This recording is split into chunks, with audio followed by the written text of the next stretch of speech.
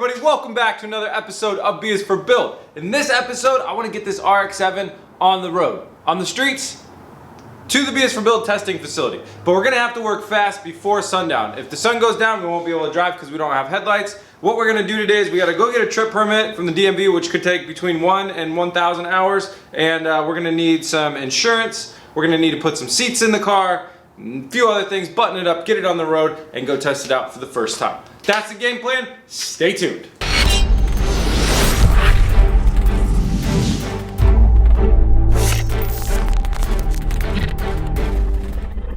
Alright, first step for me is I'm going to take a photo of that VIN number so I know what the VIN is when I go down to the DMV. I'm going to go to the DMV. While I'm doing that, I'm going to be on the phone with the insurance company and I'm going to buy some insurance for the car.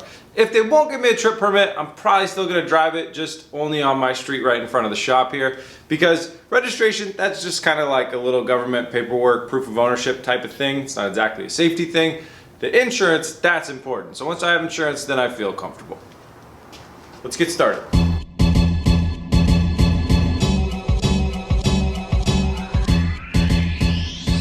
There's about 50 people in front of me in line for the DMV, so while I'm waiting, I'm going to pick up some rust reformer. That's right here, and what this will do is kind of clean up the rusty spots on the floor pan right there that we were working on and stop them from corroding anymore. Well, that was a trip with both the insurance company and the DMV because the VIN number for this car is like 8 digits, and I don't know, I think all the ones in the US are like 16 or 13 digits or something like that. So everybody's just kind of like, that's not, you know, that's not the right VIN, and I was like, yeah, it definitely is. And then the other thing that's interesting is that it's a 92, and in the US we only have 93 RX-7s. So the numbers are a little fuzzy, but I have official car insurance and a legit trip permit, so I'm good to go on the road. It's like, let me see what time it is. It's 3 o'clock right now, so that gives us 4 hours before we run out of sunlight. Should be able to do this. Let's get back to the shop. All right, back to the shop. Time to get a really big box out of the FJ.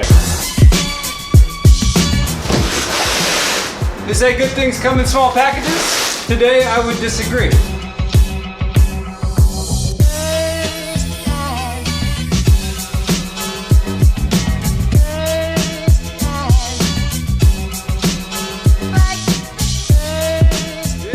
These seats look awesome. I saw them online and I was like, those look really good. I think they'd look good in the RX-7, but I could tell now, like, this red stitching is really gonna set it off. I was sitting in them a second ago. They are nice. They kind of hug you in there and hold you in place nicely like a racing seat would. And they are nice and lightweight. I can just lift that up like no problem at all. So they're very lightweight, comfortable, and hold you in tight. That's exactly what I wanted in a seat. Huge thanks to DND Performance Interior for sending these out for the RX-7. I can't thank you guys enough. Guys, there's a link in the description. Hit that link, check out their stuff. They got seats, wheels, shift knobs, quick releases, all sorts of good stuff for the interior of your car. So what we have in that box too, they also sent me a set of seat rails that are gonna bolt up to the RX-7. So we're gonna go ahead and mate the seat rails to the seats right now.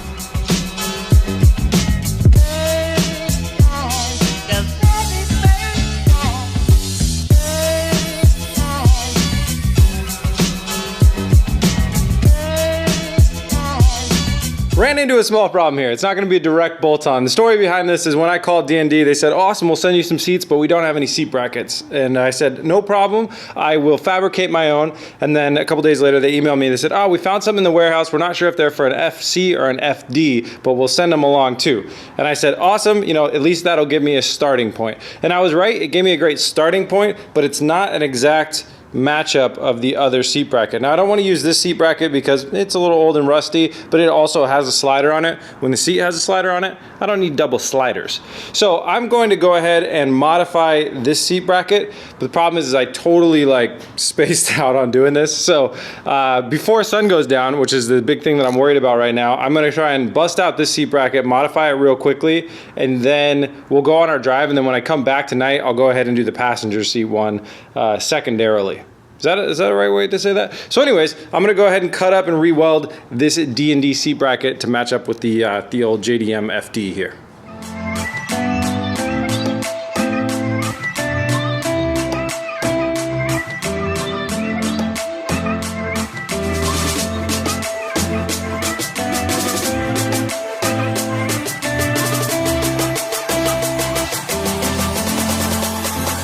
got the tabs off of the seat rail, and now it's in the general position. So this was a big help. It's a great starting point because we have everything all square and all the holes that we need already for the seat. So that's awesome. So now, like, this is kind of roughly where I want it to be. It's going to obviously be straight with that rail right there is how I'm going to measure it. Straighten up with that, and then I'm going to tack weld all the tabs on so they line up with the bolt holes, and then we'll test fit everything real quick before we fully weld it up.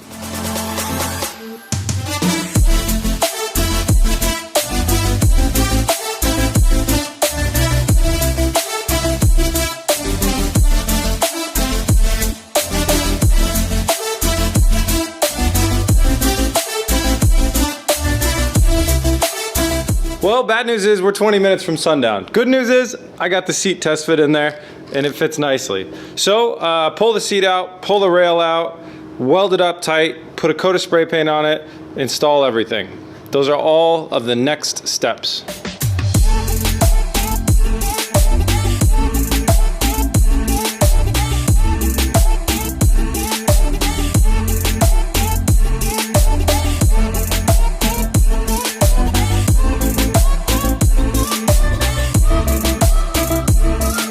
Found out I was an hour wrong about sunset because of daylight savings time. So I actually have 1 hour until the sun is supposed to set, which gives me about an hour and 20 minutes to drive this car. So it's rush time. Front impact bar's got to go on, and all the little attachment bits for the air intake. So that's what I'm going to do while that cools down and dries up. Let's do it. Oh, I should show you that. It is welded and painted. I like this little welder. It's pretty damn good. All right, time to get the front buttoned up.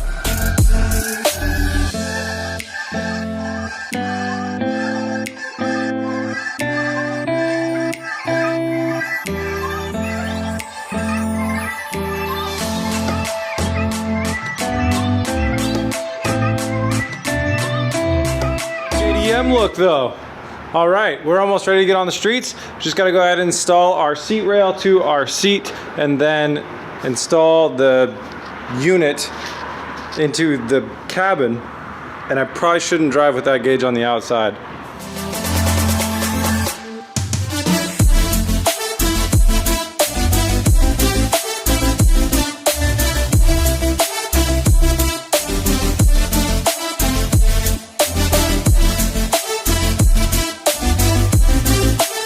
Looking good, looking great, looking like a car that's ready to drive. So now, gotta get it off of the quick jacks and out of the shop and the trip permit on it. And then we're ready to roll. Oh, Jesus, gotta get that thing out of there.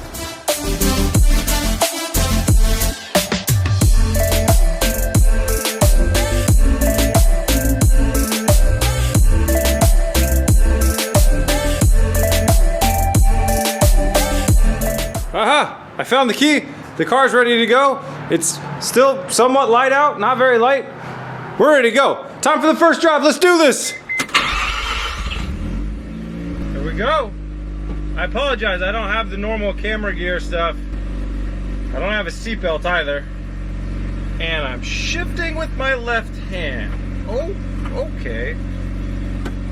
Let's try and drive this thing. There we go. Yeah, this is the level that I'm on. I don't even need a passenger seat. We should just have that full time. We're off. All right, first stop, gas station. This feels catastrophically stupid, but really good at the same time. I don't know if it's the suspension or if it just really badly needs an alignment, but it feels very boaty. Just across the street from the gas station. I would love to make it. So far I haven't even turned any heads.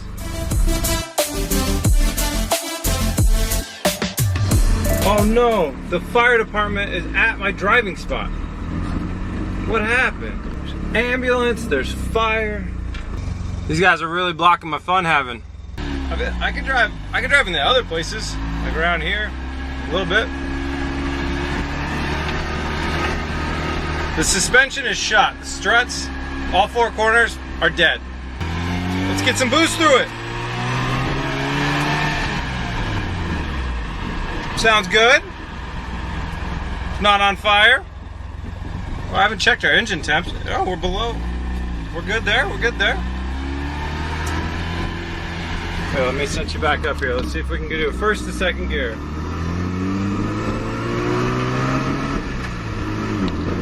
There we go. So the whole point of driving this is just to see if there's anything that's kind of like overwhelmingly needs to be fixed before I can drive it 1,000 miles.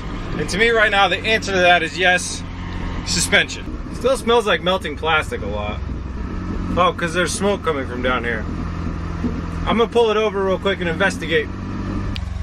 It's pretty trippy to just look down and see the ground. We're looking pretty good. I'm hearing a weird ticking sound coming from what sounds like the AC compressor. I hope the AC's not on. Other than that, it could be an exhaust leak as well. I'm not really sure. But overall, it's looking pretty good under the hood. All right, it's gonna get dark fast. I'm gonna get this car back with my one headlight. It's so weird getting in on this side. I don't think we have time to do all the bushings before California, but that's what I'd love to do, is new struts, shocks, and full on, it's so weird to have the blinkers on your right hand, and full on bushing replacements as well. Oh, let me throw those headlights on. That headlight game. This is so damn cool though.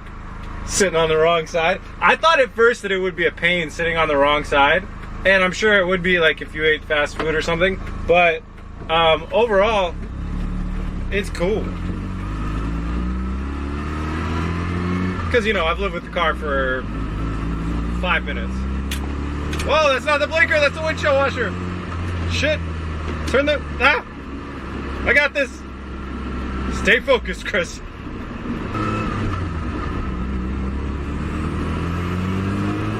Ah, when the boost kicks in. This is a light little car. It's very light. I have no idea where I'm sitting in the middle of the road. God, I can't believe how short this car is. That's kind of crazy. I think this is the shortest car I have ever owned. We went out, we did the damn thing, and it went well. It was scary, and I didn't get to drive too much because there was a car wreck in my testing zone. But I got to drive it around a little bit and found out that mainly the suspension is toast, the turbos are definitely working. It still smells like burning plastic a little bit, which is scary. And we're probably gonna need a more extensive shakedown once I fix the suspension. But I happen to know that Mark has some suspension for sale, so I'll probably buy that and other things. And there's fun other transformative things soon to come for this car. So I think that's it. That's where I'm gonna call it for tonight. Did this ever get shut? No, now the gas cap's shut. That's where I'm gonna call it for tonight. Thank you guys so much. Thanks so much for the support. The new B is for BRAP and the B is for Build rotary decals are in the store now. If you want to pick those up, all the proceeds of that go directly towards supporting this build right here. And if you want to find us in more places, head over to our Instagram. We're B is for Build on there. I was dropping some behind the scenes of this thing today, right now. I don't really want to quit right now. I just have a lot of work to do tonight. So, sorry. But we'll be back tomorrow and it'll be a fun day. So I'll see you then. Please remember to jam that like button. Peace!